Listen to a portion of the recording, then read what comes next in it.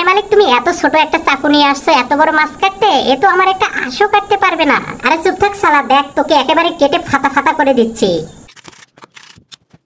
ও বাবা গো মালিক, তুমি আমার পিঠের চামড়াটা এভাবে কেটে নিলে, আমি ভাবছি এই ছোট্ট চাকু দিয়ে তুমি আমাকে কাটতেই পারবে না। আরে রাক্ষস মালিক, তুমি আমাকে পিস পিস না করে এভাবেই ধুয়ে নিচ্ছ, তুমি কি আমাকে এভাবেই রান্না করবে নাকি গো? ও বাবা গো, এবার যত বড় অস্ত্র নিয়ে আসছে এবার তো আমাকে কেটে একেবারে ফাতা ফাতা করে দিবে।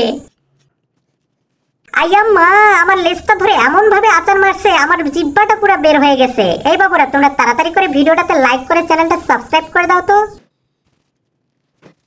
ওই যে দেখো, আমার সারা শরীরে মশলা লাগিয়ে ওর শান্তি হয়নি, রাক্ষসে মালিক আমার ভিতরে হাত ঢুকিয়ে মশলা দিচ্ছে। ও বাবা গো মালিক, তুমি আমাকে আগুনের মধ্যে দিলা কেন গো? আমি তো জ্বলে পুড়ে একেবারে ছাই হয়ে গেলাম। ওই যে দেখো, মালিক একেবারে আমাকে পুরো ওর গার্লফ্রেন্ডের খাওয়ার জন্য রেডি করে রেখেছে। তোমরা কি কখনো এত বড় মাছ খেয়েছো? তাড়াতাড়ি কমেন্টে জানাও।